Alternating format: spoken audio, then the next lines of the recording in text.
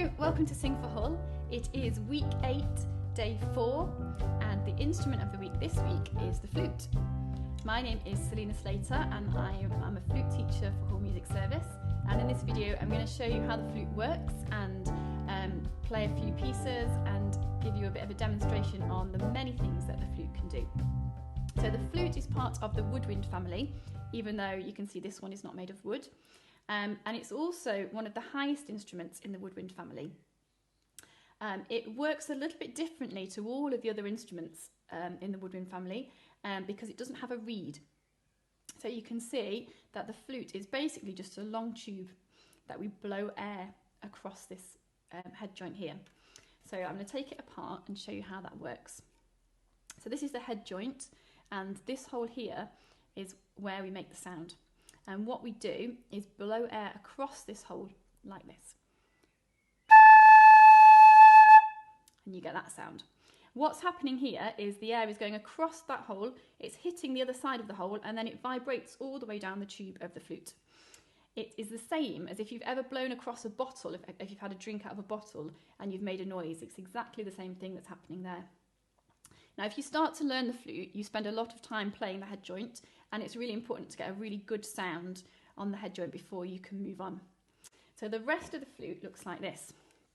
So we have the main body, and it has a lot of keys here, and you can see they're all linked together by these rods here. And inside there are lots of springs and little bits of metal wires which will attach these keys together. So if I press this one, you can see that 2 of the keys go down, and quite a lot of them work like that. So they're all connected together to help us play the notes. And then on the end of the flute, we have this section here, which is called the foot joint. And that just fits onto the end like this. And my little finger can press down these keys at the top here that will control these buttons at the bottom. So let's put it all together and see what it sounds like. So the flute's one of the highest instruments in the woodwind section and one of the highest instruments in the orchestra.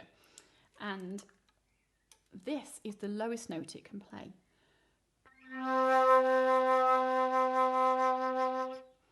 Which is quite a mellow sounding note. And that's actually middle C on the piano. So it's right in the middle of the piano, and that's as low as the flute can go. But the flute can also play quite high up. It can go up here, right up to 3 octaves above that. And if it's playing in an ensemble or in a band or an orchestra, its job is often to play those higher register notes and to be heard across the other instruments. So I'm going to just play you a piece of music now by Debussy, and this is from an orchestral piece he wrote, and it has a lovely flute solo at the beginning using the low register.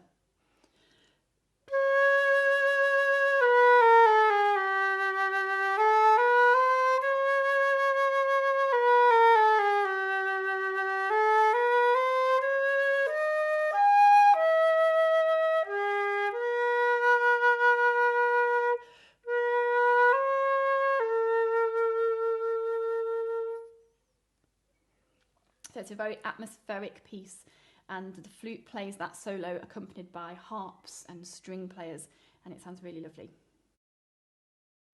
Now the flute also has a whole family of flutes of all different sizes, and they go down to huge bass and contrabass flutes. There's an alto flute, which is a little bit bigger than this. This is the C flute, and it's the most commonly played flute, but you also find this instrument played in an orchestra. And this is basically a baby flute, and it is called a piccolo. And in Italian, piccolo means little. And you can see that it's basically the same thing, just on a very, very small scale. So because this is so much smaller, the pitch of this instrument, the sound it's going to make, is a lot higher. So the piccolo sounds a whole octave higher than the flute. It sounds like this.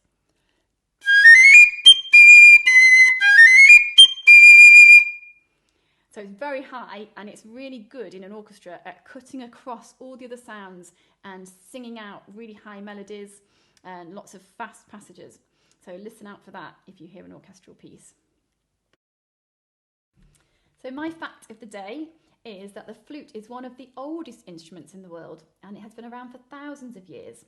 There are versions of the flute across the world, and there have been many, many different versions throughout history. They've been found in ancient Greece and ancient Egypt, in ancient China and India and Japan, and they've been made of a whole load of different materials. So they've been found made of bone and ivory. Lots of them have been made of different types of wood. And then more recently, lots of flutes are now made of metal, but they've even been made of plastic and glass. So I'm going to show you a flute now, which is from India. And you can see that this is a much simpler version of the flute. It is made of wood, and it has no keys at all. So it's just got these holes to cover with your fingers. And then that is the hole that you blow across to make the sound. So have a listen to how different the sound is on this flute.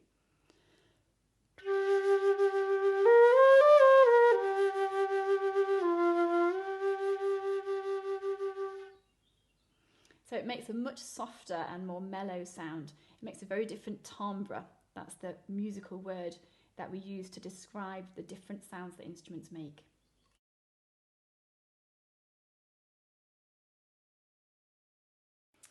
So I'm now going to play you a piece by Bach, and he wrote this piece for solo flute in 1723. Now when Bach wrote his music for the flute would have looked very different to this.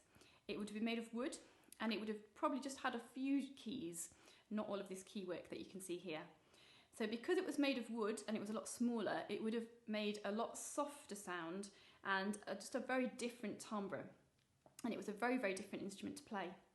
This flute, the modern flute that we play today, was developed in the 1800s, and all of this key work was really carefully and mathematically worked out to make a nice in-tune sound. And it's also designed to make a much bigger sound, so that it can play in large orchestras and in big concert halls and still be heard over lots of other instruments. But when Bach was writing, the flute was a much more gentle and softer instrument. So he wrote a lot of music for the flute to play just on its own, and he also wrote music for the flute to play with just a few other instruments. So because this is a solo piece, the flute has to do quite a lot of jobs in it. It has to play some parts of the melody, has to put in some of the bass notes, some lower notes, and it also has to fill in a lot of the harmony parts. So this is the first section of Allemande from Bach's Partita in A minor.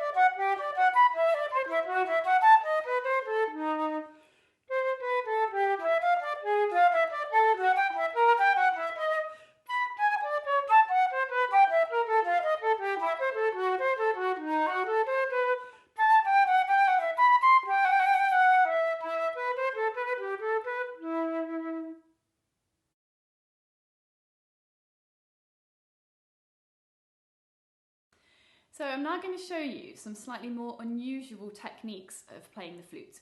And these are all from a piece of music called The Great Train Race by a composer called Ian Clarke. And in this piece, he experiments with the different ways that we can make sounds on the flute. And he uses something that we call extended techniques.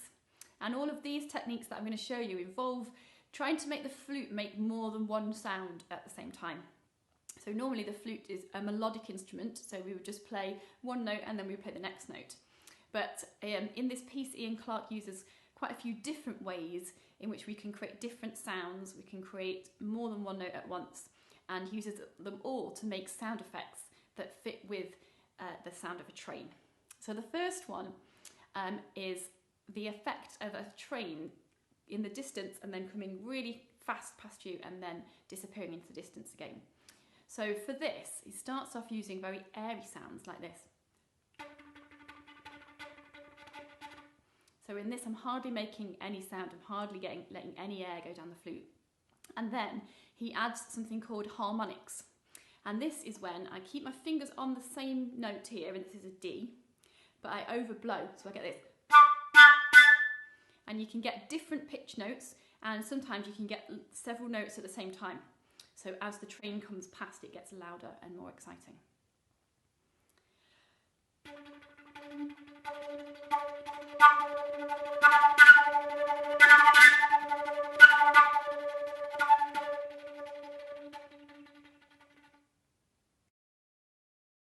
The next technique that I'm going to show you is called multiphonics, and this just means many sounds played at the same time. So the flute normally doesn't really play chords, so what I have to do is play some slightly unusual combinations of fingerings, almost combinations of different notes, and I have to play them in slightly different ways so that I can get two notes at once. So for this piece, he uses this multiphonic, which is made up of these two sounds, and this one.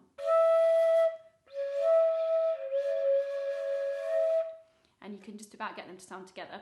And then this one, which is another two different sounds. And let me show you how he fits that together.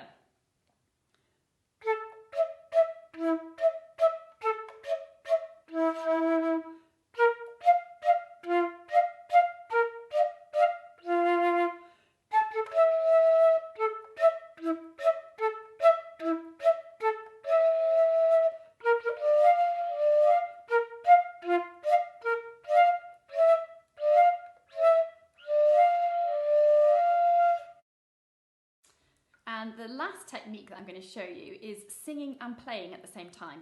So for this, you can have a go at doing this on pretty much any instrument you like.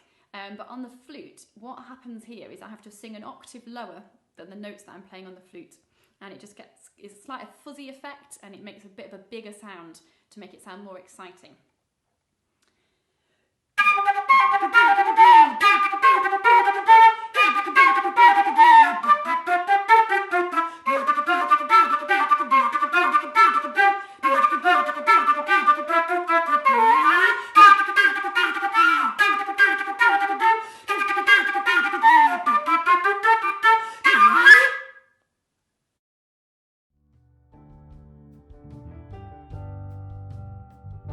Well, thank you for watching, and I hope you've learned a few things about the flute. And remember, we've got our new composition competition, so if you would like to experiment with some new sounds you can make on your instrument, or maybe ask your teacher about any different sound effects that you would like to try out, then have a go. Join us tomorrow for our Sing for Hull, and we're going to be singing Lean on Me